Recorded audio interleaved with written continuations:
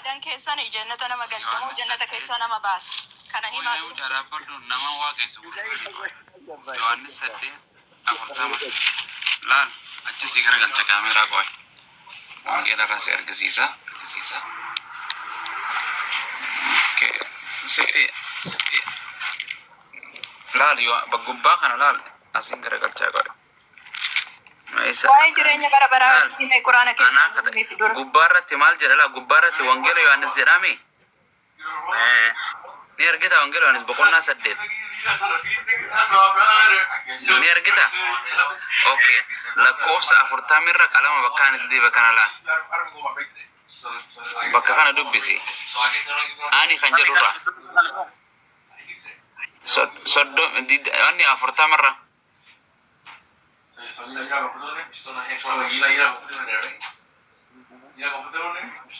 ani dhugicha isaan waaqayyoorraa dhagee bakka jedhu sana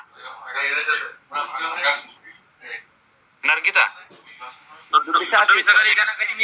soddomi sagal booda afurtami ka kuno la bakka sana meetu qalamaan si garsaa qoylan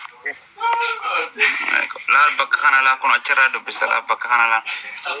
ani kan jedhurraa miti wa achirraa dubbista qosi mul'isaa qoy dubbisa ko ani dhugicha isa waaqayyoorraa dhagee isinitti meera isin garuu gana nama akkasii ajjeesu barbaadu Abraham akka kanan hojjenne ani nama jedhameti kuno Yesus waaqayyoorraa dhugichaan dhageessinii mee jedhaa jedha oya anaatu ammas dubbata qoyes dhaabbadhu eenyu maal jedhe akka jedhe Yesus ani jedhe Yesus ani dhugicha isaan waaqayyoorraa jedhe maalirraa dhagaa Yesus dhugicha Muse malit eenyurraa dhagaa Yesus ani dhugicha isaan waaqayyoorraa dhageessanitti meera isin garuu ana nama akkasii ajjeesu barbaadan jedhe ani nama jedhe moo waaqa jedhe Yesus ani nama jedhe argitee bakka nama jettu wayin kinnaan kijibe moo wangeeluma jedhe nak wangeeluma jedhe okay waaqaan qabaa kan jedhu sigarsa Anisa gubbaa jiru Eeywa waaqaan qabaa kan jedhu sigarsa ga wangeeluma Yohanes kana boqonnaa 20 lakkoofsa kana sigarsa achi boota akkasitti xumuree gara shaadaa deemna wangeela Yohanes boqonnaa 20 lakkoofsa 17 kuno ayye sigarsa ammas qalama takore laal wangeela Yohanes boqonnaa 20 laani gartaan 20 wangeela Yohanes boqonnaa 20 lakkoofsa 17 qalamaan itti godhee kana laakkuun wala Yesus anjilata eeywa achirraa ijji kee jabdu boo kaarot nyaattee dubbisi Yesus immoo abbaan ikol Yesus immoo no achirraa miti Yesus immoo ana hin qabin ani ammayyuu gara abbaatti ol hin baane gara obboloota kootii dhaqii ani gara abbaa kootii fi abbaa keessaniitti gara waaqayyo kootii fi waaqayyo keessaniitti ol nan ba'a jedhii isaanitti anaaf himi jedhee ishee abboome jedha gara waaqayyo kootii fi keessanii jedhame waaqa qabu moo qabu waaqa qaba malee akkas kanuma jechuun inshallah rabbi subhanahu wa ta'ala nuuf alaafisu yoo Luqaas irra deemes akkasuma halkan guutuu waaqayyoon kadhachaa bulee jedha so shaadaadhaaf qophiidha sirriitti malee ayyee tole inshallah kanuma si argisiisuu fi tole harka tokko quba tokko jafee gara akkan ol qabi أجل أجل إن شاء الله أيوة أشهد أن لا إله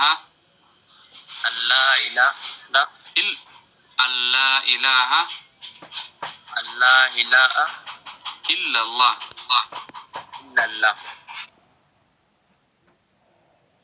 أن محمدا عبده ورسوله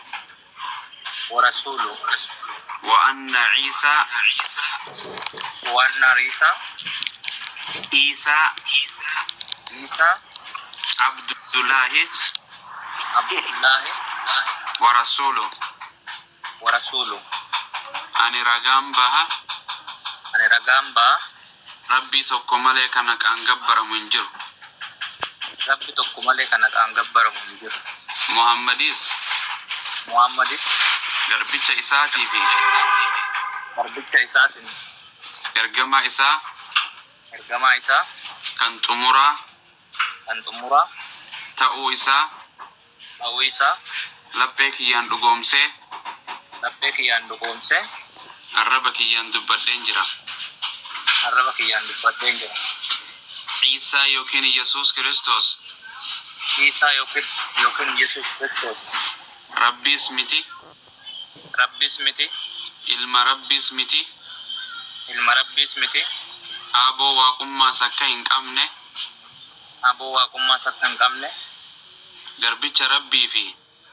garbicha Rabbii fi ergamaa Rabbii kan saba Israa'el duwwaaf Rabbiin erge ta'uu isaa baradhee laphee kiyyaan dhugoomsee